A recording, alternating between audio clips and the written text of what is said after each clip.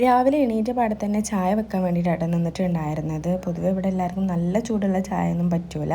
എനിക്ക് അങ്ങനെ പ്രശ്നമല്ല കേട്ടോ. അപ്പോൾ ഞാൻ എണീറ്റ പാടെ തന്നെ ചായ ആദ്യം റെഡിയാക്കാൻ വേണ്ടിയിട്ട് നിന്നിട്ടുണ്ടായിരുന്നു. പെട്ടെന്ന് എല്ലാം നോക്കട്ടെ, കാരണം മോൾ എണീറ്റ് കഴിഞ്ഞാൽ ഒന്നും നടക്കത്തില്ല. ഇന്ന് വീട്ടിൽ ഉമ്മയല്ല കേട്ടോ, ഞാനും ഉമ്മമ്മയും മോളും ഹസ്ബൻഡും തന്നെ ഉള്ളൂ. പിന്നെ താഴത്ത് മൂത്തച്ചി ഉണ്ട് കേട്ടോ, മൂത്തച്ഛൻ മോനും മാത്രം തന്നെ ഉള്ളൂ.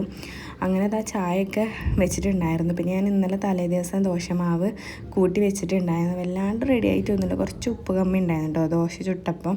ഞാൻ ഉപ്പ് നോക്കിയതുമില്ല, ഇനി ഏറണ്ട വിചാരിച്ചിട്ട് കുറച്ച് തന്നെ ഇടുകയും ചെയ്തിട്ടുണ്ടായിരുന്നുള്ളൂ. അങ്ങനത്തെ ചായയൊക്കെ ഇവിടെ തിളച്ച് വന്നിട്ടുണ്ട്. അങ്ങനെ ചായയൊക്കെ റെഡിയാക്കി വെച്ചിട്ട് പിന്നെ ഞാൻ ദോശ ചൂടാൻ വേണ്ടിയിട്ട് നിന്നിട്ടുണ്ടായിരുന്നു. കറി ഇന്നലത്തെ കറി ഉണ്ടായിരുന്നു, ചിക്കൻ കറി. അപ്പോൾ പിന്നെ അത് ചൂടാക്കിയാൽ മതിയല്ലോ കഴിക്കുന്ന ടൈമിലെന്ന് വിചാരിച്ചിട്ട് ആദ്യം ദോശ ചൂടാൻ വേണ്ടിയിട്ടാണ് നിന്നിട്ടുണ്ടായിരുന്നത്.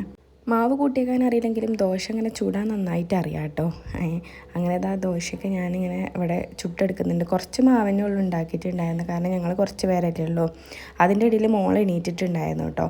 ഓള് എടുത്താൽ കിടക്കുന്നതുകൊണ്ട് തന്നെ ഞാൻ എണീറ്റ് കഴിഞ്ഞാൽ പെട്ടെന്ന് ഓൾ എണീക്കും. അങ്ങനെ മോൾക്കൊരു ദോശ ചുട്ടിട്ടുണ്ടായിരുന്നു. പിന്നെ ഇതാ കറി ഞാനിവിടെ കറണ്ടടുപ്പുമ്പോൾ ചൂടാക്കിയിട്ടുണ്ടായിരുന്നു കേട്ടോ.